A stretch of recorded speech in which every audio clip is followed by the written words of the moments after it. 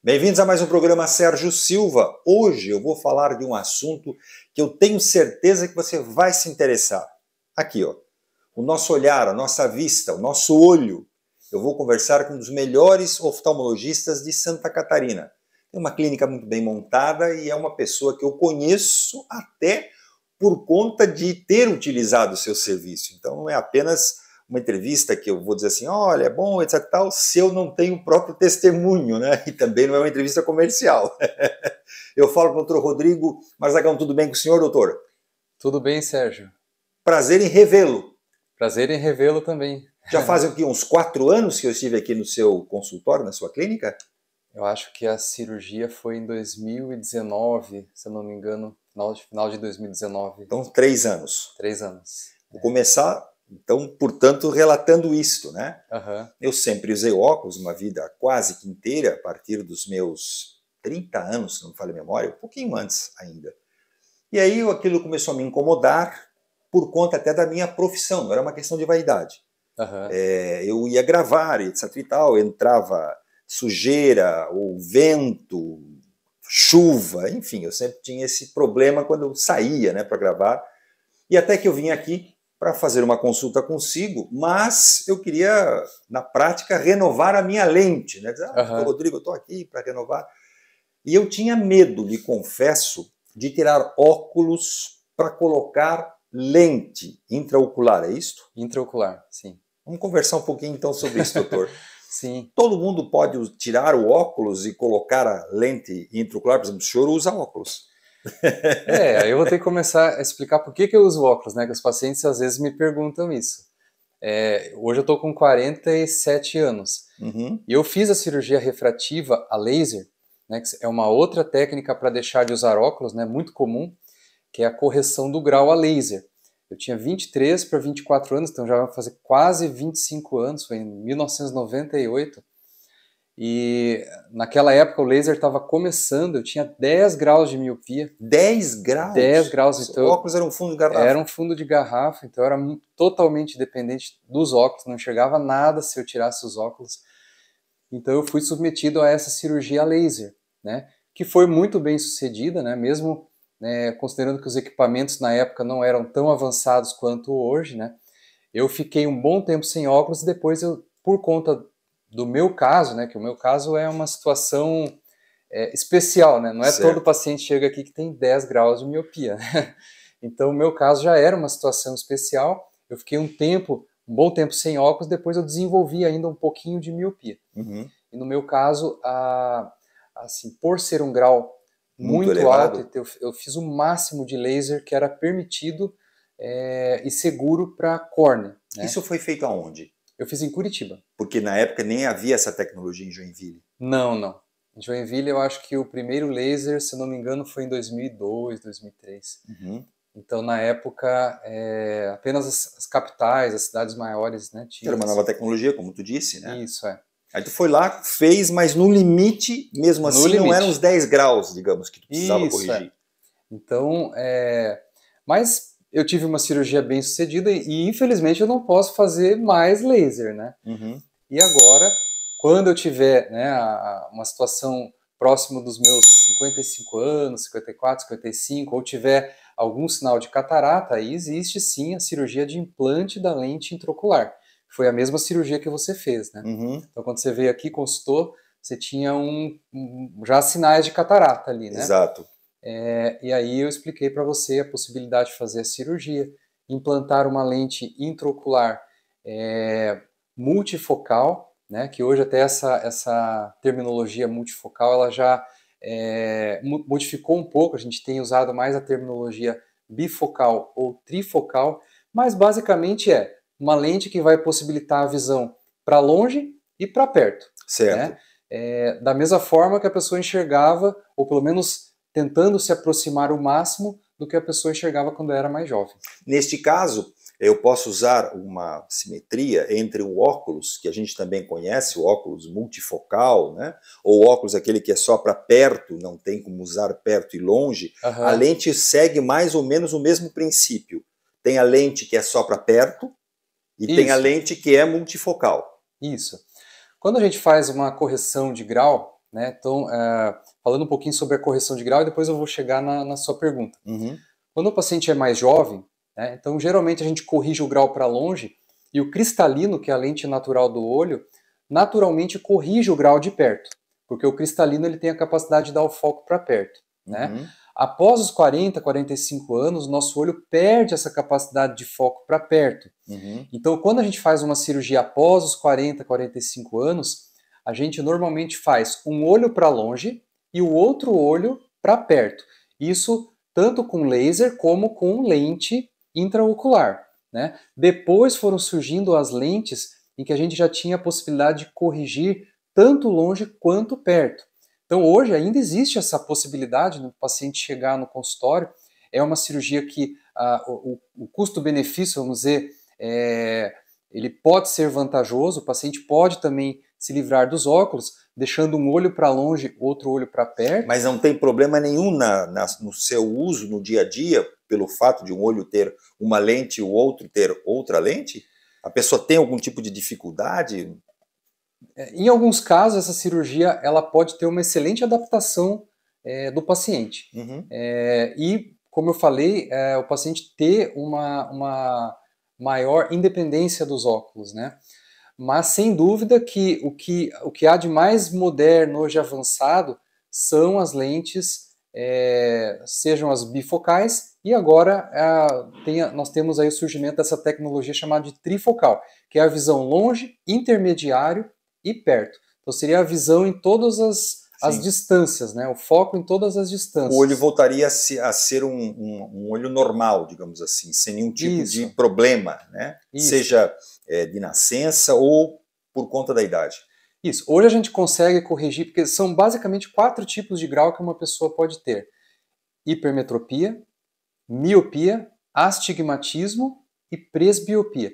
Então hoje, com essa tecnologia de lente intraocular, nós podemos, além de corrigir a catarata, ou até mesmo em pacientes que não têm catarata, claro que isso daí tem uma indicação específica, baseado nos exames pré-operatórios, né, exames oftalmológicos, computadorizados que a gente faz. Mesmo que um paciente não tenha catarata, mas principalmente uma idade acima de 50 anos, vamos dizer assim, é possível já indicar essa cirurgia de implante de lente intraocular para corrigir esses 4 tipos de grau que eu falei: miopia, hipermetropia, astigmatismo e presbiopia. Natural que também os preços são diferentes. Uma cirurgia que é com uma lente apenas, é mais simples, portanto, para um olho só, é um preço. Isso. Um olho, os 2 olhos, né? Com 2 lentes trifocal, é um preço bem superior.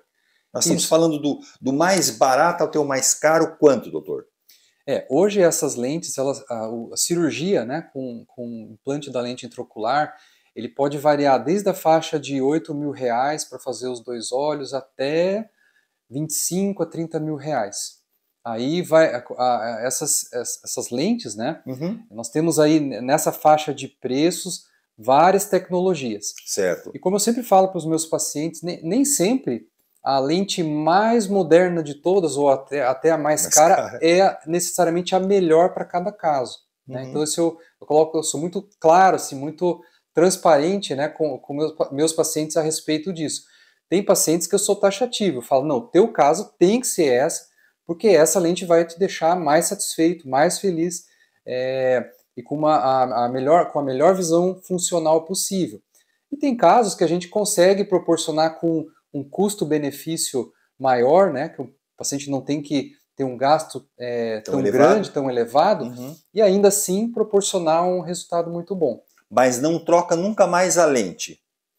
Isso, a lente é definitiva, né? Então não é como óculos que a cada ano, a cada 2 anos eu tenho que estar fazendo uma medição do grau para ver se ele mudou o grau. Uma vez que a gente remove o cristalino e implanta a lente intraocular, o grau do olho estabiliza.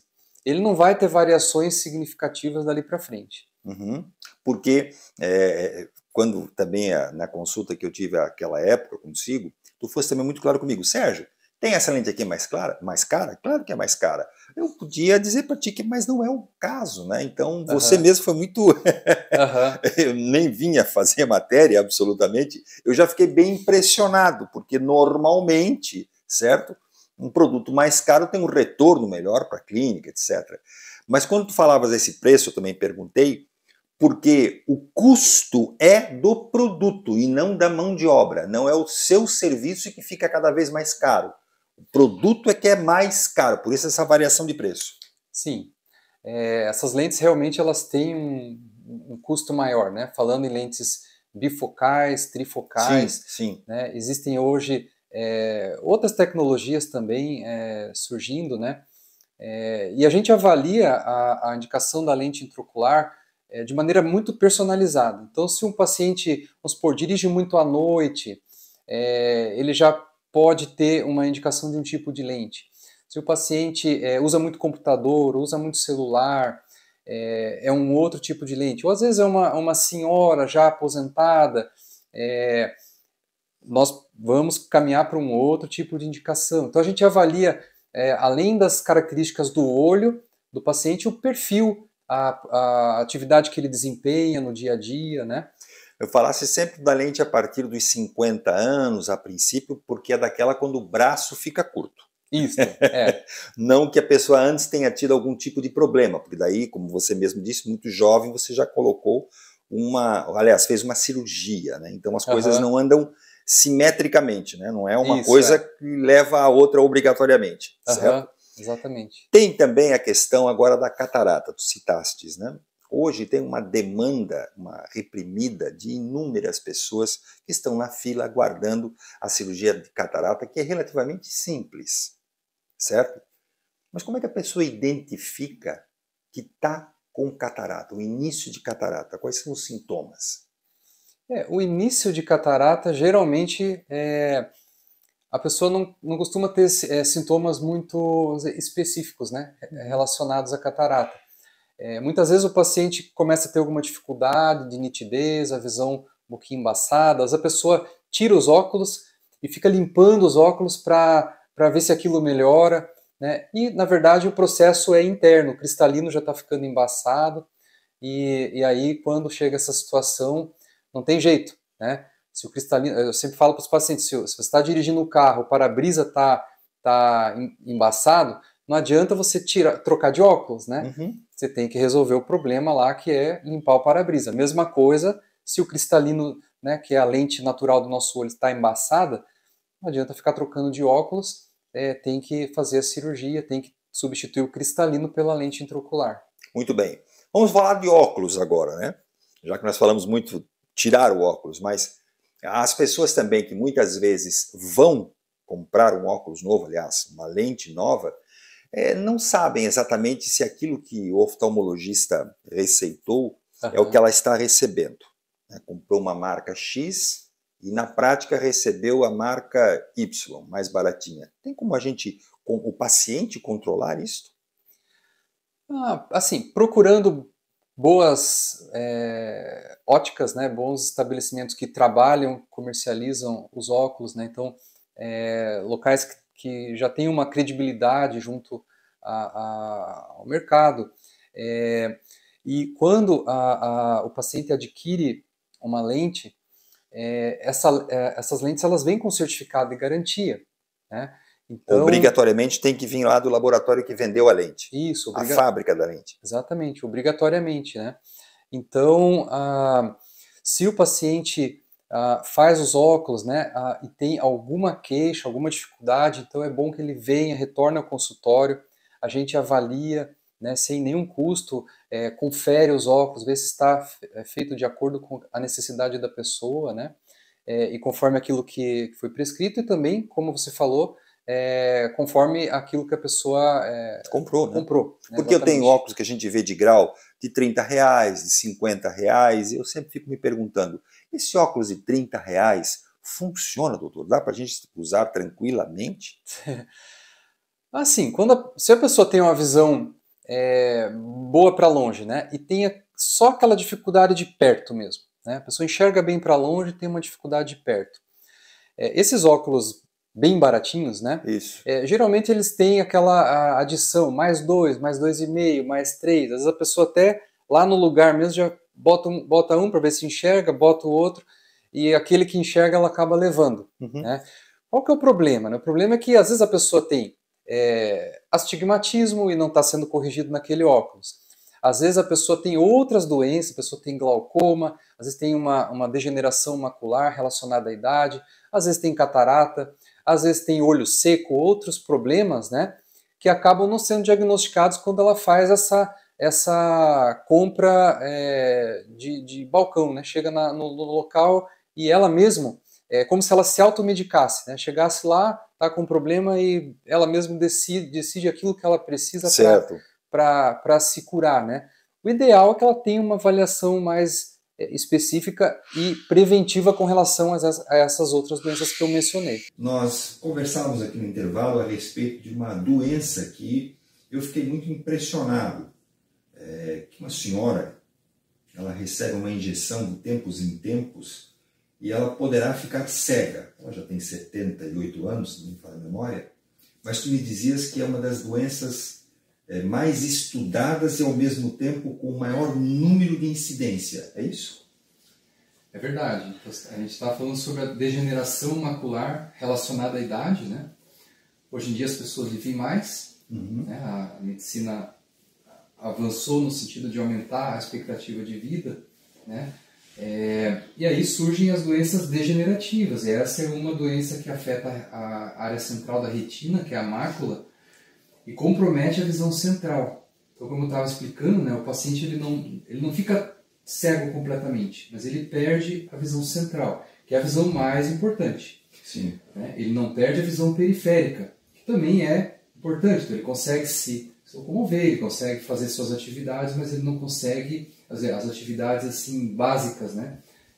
Mas a leitura fica prejudicada, o paciente pode ter bastante dificuldade, né, em ler, assistir televisão, esse tipo de situação, dirigir. E não tem cura. O processo começou, tem tratamento para você atrasar ou retardar a evolução. Isso. Mas tu também falavas que no mundo isso é muito estudado. Sim, sim. Essa é uma doença bastante comum, uma das doenças mais comuns de baixa visão de pessoas acima de 55, 60 anos de idade. Isso é degenerativo por conta de que a pessoa nasce assim? É degenerativo por conta que é uma doença adquirida com o envelhecimento. Né? Mas a pessoa vem de família, é uma herança que ela recebe? Existe uma predisposição ao desenvolvimento da doença, existe o fator hereditário, né? Então, sim, existe, a pessoa herda essa tendência genética a desenvolvimento da doença, né? Mas ela começa a manifestar após os 55, 60, 65 anos de idade. Vamos voltar um pouquinho no bloco anterior, quando nós falamos a respeito das lentes intraoculares. Muita gente pode pensar assim, meu Deus, né? Vou colocar um troço dentro do olho, depois quanto tempo eu vou ficar com tampa isso aqui, tampa aqui. Mas não, uma cirurgia tranquila. É uma cirurgia tranquila. Hoje a gente faz essa cirurgia através de uma microincisão, então 2.2 a 2.4 milímetros, né? A lente, depois de remover o cristalino, a lente ela entra dobradinha, né, através de um dispositivo especial, e a gente posiciona então no local correto, centralizado, né, de maneira que a pessoa possa ter sua visão corrigida. No meu caso, eu saí dali caminhando, enfim, né, apenas com a proteção inicial do óculos, o próprio óculos que tinha, né, desses lá, mas eu não tive nenhum tipo de dor, não tive nenhum tipo de problema, digamos, né, me adequar. Mas a cirurgia pode dar algum tipo de rejeição, por exemplo, já que é um corpo estranho no teu corpo, dentro do teu olho? Não existe rejeição, é um material inerte, essas lentes, esse tipo de... Mesmo que as tecnologias estejam avançando, né, esses materiais eles já têm muitos anos, né, em que eles são implantados. Então, muitas vezes o material é o mesmo, apenas a tecnologia naquela lente intraocular que é diferente, para proporcionar e dividir a luz, né, longe, perto, que a pessoa não precise mais de óculos. Mas não tem problema de botar lá dentro e começar a escangalhar com a vista depois?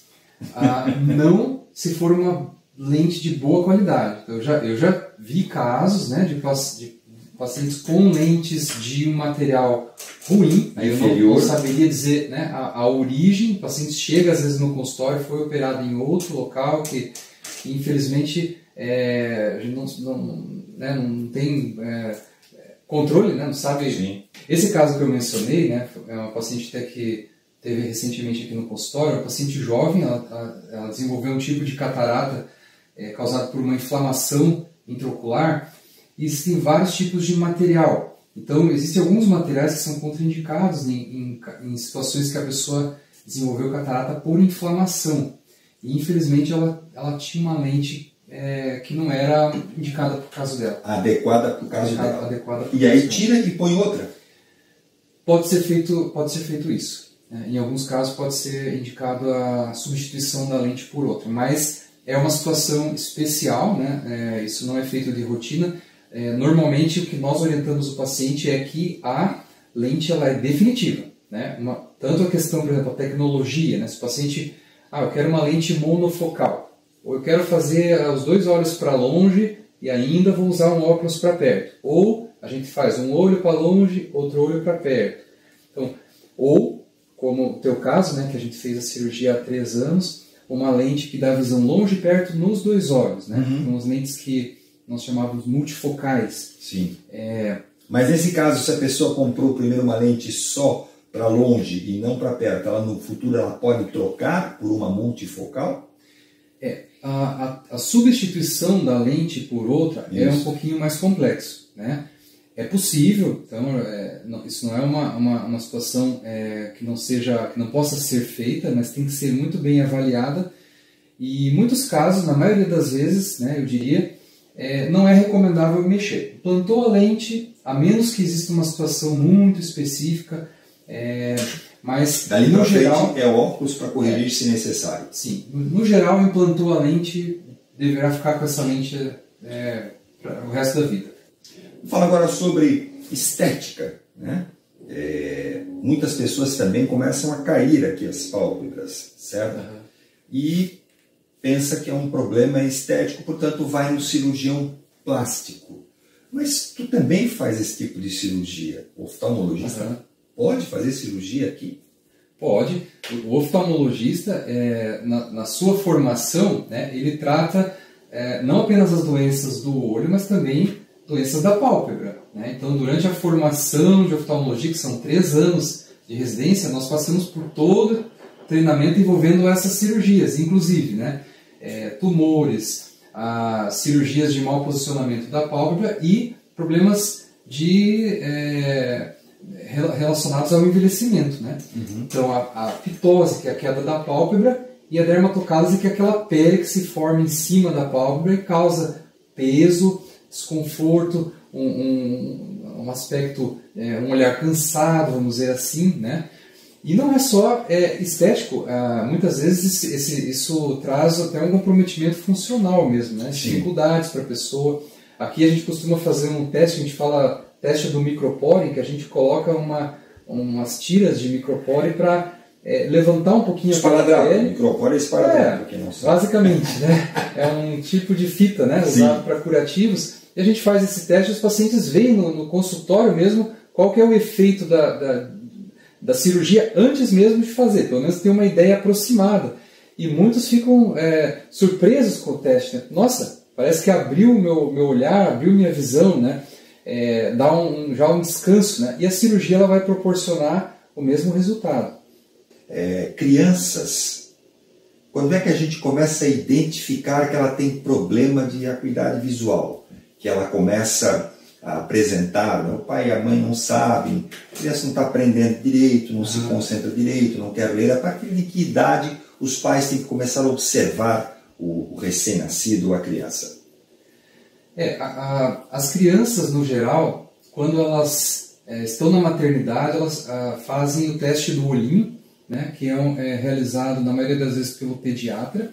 Mas esse teste do olhinho, que é feito em recém-nascidos, ele serve para avaliar o reflexo vermelho, né? O reflexo vermelho, o que é? Todo mundo já tirou uma fotografia, né? Hoje as câmeras estão mais sofisticadas, os celulares já já filtram, vamos dizer, esse efeito da pupila vermelha, né? O olho vermelho. Olhinho vermelho que Com flash. O flash, por causa do... E o pediatra, quando a criança está na maternidade, ele faz esse teste para ver se existe alguma alteração do reflexo vermelho. Qualquer alteração, o pediatra já encaminha direto para o oftalmopediatra, né? Oftalmologista que trata das crianças. Mas como é que a criança começa a apresentar problemas que o pai e a mãe têm que ficar atentos? Tem uma idade?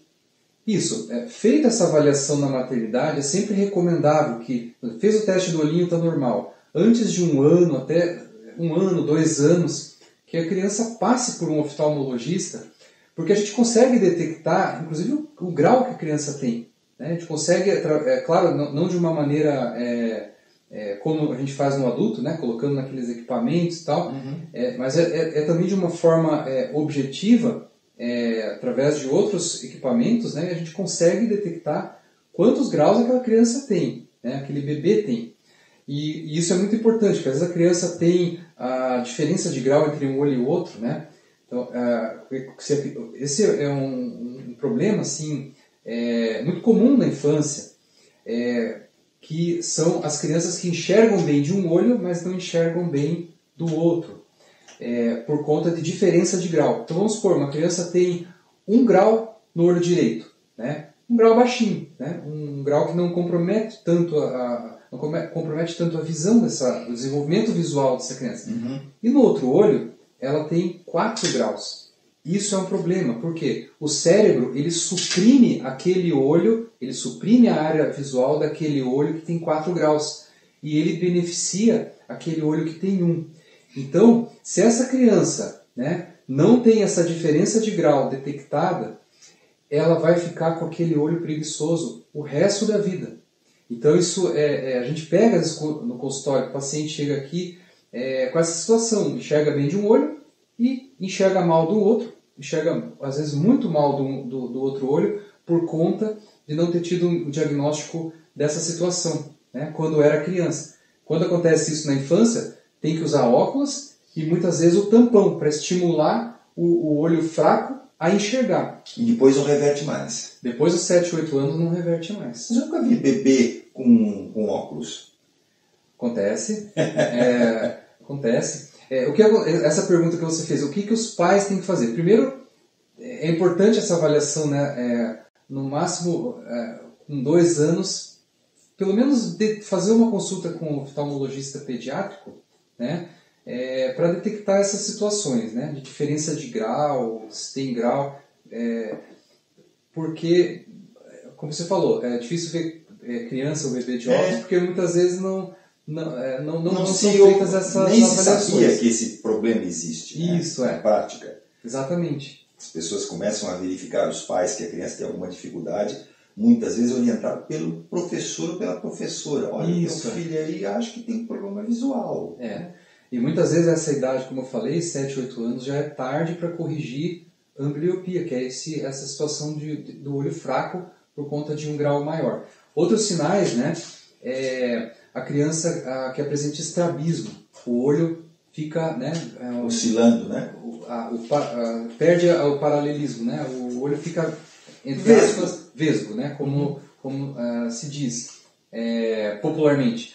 Então, quando a criança tem esse desvio do olhar, ela fica vesga, tanto para dentro quanto para fora. Isso é um sinal de alerta, né? Porque isso aí pode ser graus elevados, pode ser um estrabismo causado até por situações mais graves, como câncer, né? A gente teve aí, não muito tempo atrás, a situação de um apresentador de TV com uma criança que foi diagnosticada com retinoblastoma, que é um tipo de câncer, né? E o que acontece nessas situações, né? É um tipo de câncer que dá em crianças, é raro, felizmente, mas ele pode ser fatal, né? E a criança, ela perde a referência, aquele olho, ele começa a ter um desvio, né? Um estrabismo. Então é importantíssimo o pai, né, quando percebe essa situação no bebê, parece que o bebê às vezes desvia um pouquinho o olho, levar no oftalmologista, até com uma certa urgência para detectar. Foi o Thiago Leifert, não foi? Isso, exatamente. O Thiago era o apresentador, todo mundo lembra dele, do vocal lá no The Voice, não é? Isso. Que era uma pessoa extraordinária e teve que abandonar a sua carreira para se dedicar à criança que estava com esse problema grave. Né? Ele parou todas as suas atividades profissionais, saiu da Globo, ninguém no início conhecia, sabia o porquê, não é? E até que depois ele revelou de uma forma muito emocionada a questão da filha, se não me falha a memória. Isso, é.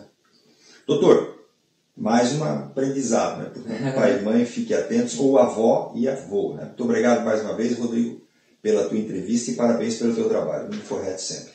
Muito obrigado. Obrigado, Sérgio. Obrigado a todos que pararam um tempinho para nos ouvir, né? E eu estou sempre à disposição. Muito bem. Estou indo embora. Prometo que não vou voltar no próximo programa com olho verde, com olho azul, com olho roxo. Porque não adianta. Cor ou nasce ou lente também lá fora não funciona. Até o próximo. TVBR Entrevista aqui com o seu Silvio. Fique com Deus.